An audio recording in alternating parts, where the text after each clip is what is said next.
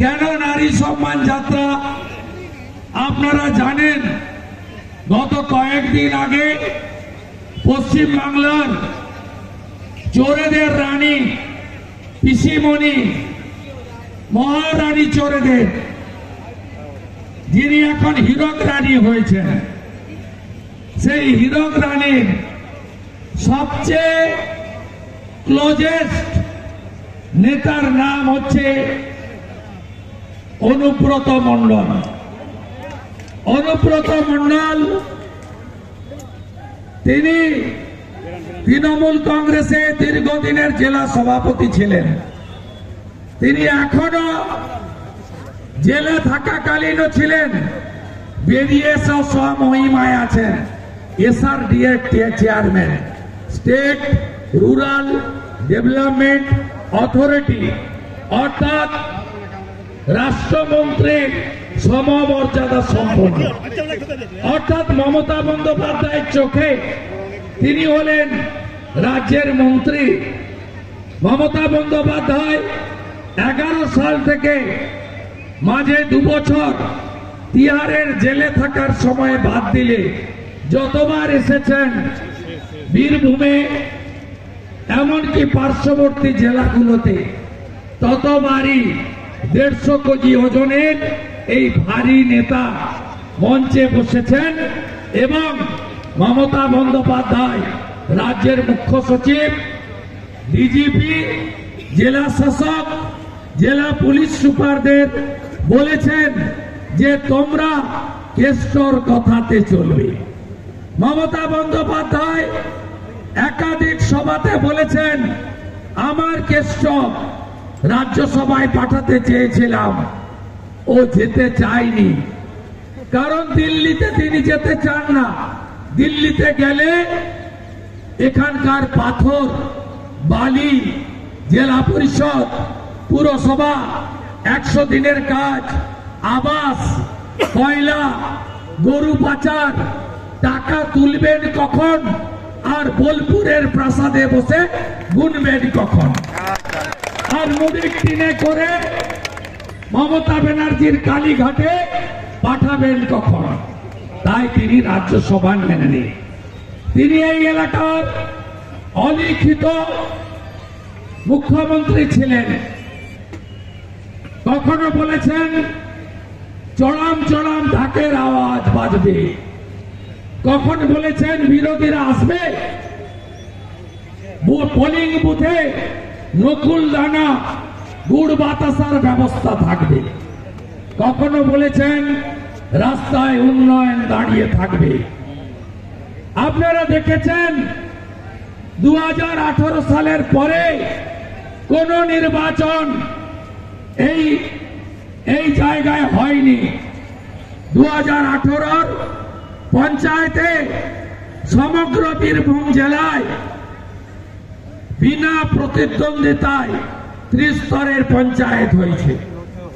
একটা পঞ্চায়েতে ভোট হয়েছিল মল্লারপুর, সেখানকার হিন্দুরা হারিয়ে দিয়েছিল এই তোলামুল নামক মুসলিম লীগ 2 পার্টিকে, আপনারা জানেন। সেই অনুব্রত মণ্ডল গরু পাচারের মামলায় জেল খাটলো, তার 500 কোটি টাকার সম্পত্তি উদ্ধার হলো, তার সিকিউরিটি নাম তার সাইগল, ওসিআইসিরা তাকে স্যালুট দিতেন, তার 200 কোটি টাকার সম্পত্তি উদ্ধার হলো। মোদীজি আছেন বলেই না খাউঙ্গা না খানে দুঙ্গা অনুব্রত মণ্ডল মতো চোরেরা, মমতার ভারী নেতারা 2 বছর তিহারের জেলে কাটিয়েছে, আপনারা জানেন। বেরিয়ে আসার পরে আবার স্বমহিমায় আপনারা অনেকেই জিজ্ঞেস করেছিলেন জামিন পেল কেন। দেশের আইন আছে, যে ধারায় তাকে এনফোর্সমেন্ট ডাইরেক্টরেট ইডি অ্যারেস্ট করেছিল, সেই ধারায় সর্বোচ্চ 6 বছরের জেল হয়। 2 বছর জেল কেটেছে। ভারতের আইন যদি ঠিক থাকে আরো 4 বছর জেল খাটতে হবে এই ভারী নেতাকে। সব অ্যাকাউন্ট ফ্রিজ, সব সম্পত্তি বাজেয়াপ্ত, নিলাম শুরু হলে বলে তাই চিন্তা করবেন না, এদেরকে আমরা শিকড় সহ তুলব যাতে যাতে আর একটা পাতাও না গজায়। আমরা আজকে এসেছি কেন? 42 ডিগ্রি তাপপ্রবাহ। যারা 4টার মিছিলে বেরিয়ে এসেছেন মঙ্গলকোট থেকে, হাউসগ্রাম থেকে, লাভপুর থেকে, ময়ূরেশ্বর থেকে, নানুর থেকে, কেতুগ্রাম থেকে, বোলপুরের বিভিন্ন গ্রাম থেকে 1টা 12টা না খেয়ে, মুড়ি খেয়ে, পান্তা খেয়ে বেরিয়েছেন। কেন এসেছেন? মা বোনের সম্মানের জন্য। আপনারা মতলব অনুব্রত বোলপুরের আইসিকে যে ভাষা বলেছেন, বিশেষ করে আইসি বোলপুরের স্ত্রী এবং মাকে নিয়ে মুখে আনা যায়? বলুন বলুন, কানে শোনা যায়? তাহলে কি করা উচিত?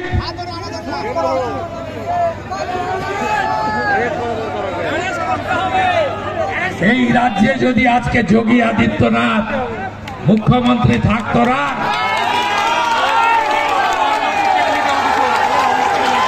রেকর্ড টেকর্ড নয়, জগন্নাথ বলছিল খপাস করে ধরতো, নিয়ে যেত, 14 দিন রিমান্ডে রাখত, প্রত্যেক দিন শুকনো লঙ্কা জ্বালানো হতো আর নাকে ঢোকানো হতো।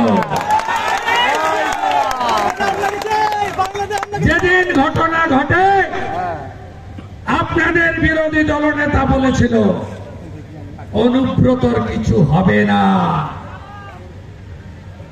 হ্যাঁ, এটা ঠিক, যার মাথায় মমতার হাত সেই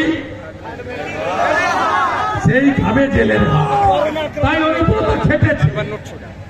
সেটা দিল্লির পুলিশ, ইডি, মমতা ব্যানার্জি বোলপুরের আইসি 2টো ফোন বাজেয়াপ্ত করেছে। ডিপার্টমেন্টাল প্রসিডিংস হচ্ছে। বোলপুরের আইসি সাসপেন্ডও হবে। বোলপুরের আইসির নাম শেখও নয়, মোহাম্মদও নয়, আলীও নয়, মোল্লাও নয়, খাও নয়, হালদার। তাই বোলপুরের আইসির শাস্তি হবে, কিন্তু অনুব্রত মণ্ডলের শাস্তি হবে না। তাহলে কি করতে হবে? যেদিনকে পাতা উল্টে দেবেন তার পরের দিনই এই মামলা রিওপেন হবে। মারতে মারতে তুলে নিয়ে যাবে পুলিশ। পোস্কো আইনে 5 বছর জেলে রাখবো, রেকর্ড করে রাখুন। আমি শুভেন্দু অধিকারী বলেছিলাম না মমতা ব্যানার্জিকে, আমি আগে দাঁড়াবো বলিনি নন্দীগ্রামে। মমতা ব্যানার্জি আগে গিয়ে বলেছিল আমি দাঁড়াবো নন্দীগ্রামে। তারপরে পার্টি বলল হারাতে পারবে। হ্যাঁ, 64,000 ভোট আছে, মানে মুসলমান ভোট, আমি বাদ দিয়েই পারবো। আমি 65 ভাগ হিন্দুকে এক করেছিলাম। বিশেষ করে শিডিউল কাস্ট বুথগুলো আমি প্রণাম করি আমার তফসিলি জাতিদের। মুসলমান বুথে 500-র মধ্যে মমতা 695, মীনাক্ষী 3, শুভেন্দু 2। আর শিডিউল কাস্ট ভোটে 700-র মধ্যে 675 শুভেন্দু, মমতা 20। হারিয়েছি কম্পার্টমেন্টাল চিফ মিনিস্টার, যার কান একটা কাটা রাস্তার এক পাশ দিয়ে যায়, আর যার কান দুটো কাটা রাস্তার মাঝখান দিয়ে যায়, তার নাম হলো মমতা ব্যানার্জি। আমি আমাদের ভারতবর্ষের ইলেকশন কমিশনকে বলেছি, শুধু 2 মাস মমতার পুলিশদেরকে তালা চাবি লাগিয়ে রেখে দিন, আমরাই জেহাদি জঙ্গিদেরকে সাইজ করে দিয়ে কিভাবে ভোট করতে হয় বাংলার জনগণ জানে। নারী সম্মান যাত্রা আজকে সফল।